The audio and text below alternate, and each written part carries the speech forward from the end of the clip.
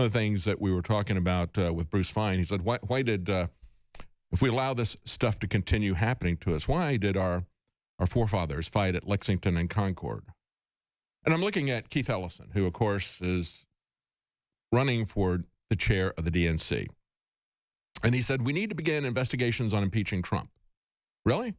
Really? For this ridiculous thing, saying that because he has some foreign business interests with hotels that he is now receiving payments from foreign governments? Come on. That is such an absurd stretch. But I think Keith Ellison, Congressman Keith Ellison, is the one who needs to be impeached. He needs to be impeached for his opposition to the Second Amendment.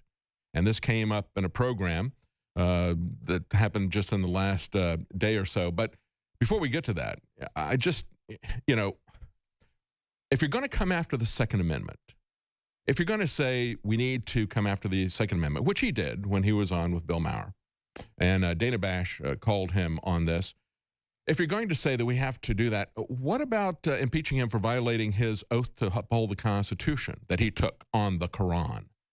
Keith Ellison was the first one to take his oath to the Constitution on the Quran. See, one of the reasons that we do it on the Bible, even people who are not believers in Christianity, one of the reasons we do that is because our government is based on the principles that are in the Bible, the Judeo-Christian principles that are in the Bible. They're not based on the Quran. It's not based on Sharia law.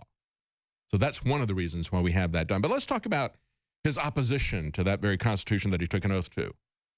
Breitbart reports about how during Wednesday's Democrat leadership debate on CNN, DNC chair candidate Keith Ellison was questioned by Dana Bash about his comment on HBO's Real Time with Bill Maher in 2014, where he said he wished the Democrat Party would come against the Second Amendment. He said, he said, I remember that very well, he said to her when she asked him. He said, what I talked about was my grandfather's shotgun and the fact that I'm a turkey hunter.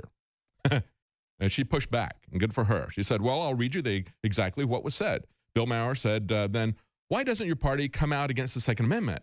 It's the problem. And your response was, I sure wish they would. I sure wish they would. Now, let's look at the bigger context that's here in the Breitbart article. Before that, he said, I'm for gun control, but I don't think you've got to eliminate ownership of all guns in order to get some common sense gun rules. I mean, 27 children were just mowed down. Isn't that enough? One of our own colleagues, Gabby Giffords, was shot in the face. And then Maher asked, then why doesn't your party come out against the Second Amendment? It's the problem. And he says, I sure wish they would. I sure wish they would. And then after that, Maher said, common sense gun safety is BS. It means that there are 3,000 types of guns available in the U.S., and you want to ban about 200 of them. And Ellison said, no, what it means is that if you want to have grandpa's shotgun, have it. But get rid of the crazy military-style assault weapons. Well, let me explain something to you. When the Second Amendment was written, all guns were assault weapons, and they still are, folks. But all guns were military weapons. Black powder rifles, black powder muzzles, they didn't have shotguns even at that time. Okay, so that's a modern weapon. Let's get excited about that. But they were all military weapons. When they went to Lexington and Concord, they weren't just coming after the rifles and muskets. They were coming after cannons. That's what the militia had. That's what a free people have. They have the means to protect themselves against an invading army, whether that's an army of their own government or an army from a foreign government. Enemies, domestic or foreign. They had a cannon. When you look at the Texas flag, the come and take it flag, what's on that flag? Is it a musket? No, it's a cannon. Santa Anna came after the cannons. Okay, that's what he was coming after in Gillette. That's why they put that up there. So it's about military weapons. You can even go back to one of the first sham rulings of the Supreme Court on the Second Amendment.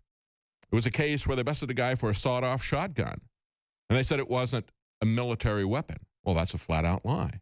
During the Civil War, they used sawed-off shotguns. That's what the guys who really did the damage were using. They said, hey, you know what? Instead of a saber, we can take a sawed-off shotgun and ride our horse through the lines of infantry. And that was very, very effective. So it had been used, and it had been used in World War I. It was a military weapon. And they went ahead with that court case, even though the defendant who was going to protest that, he died. And they continued on with that because they wanted to establish a precedent. They wanted to come after the Second Amendment, like Keith Ellison. So Keith Ellison is the one who ought to be impeached for violating his oath to the Constitution that he took on the Quran for the first time. But let's go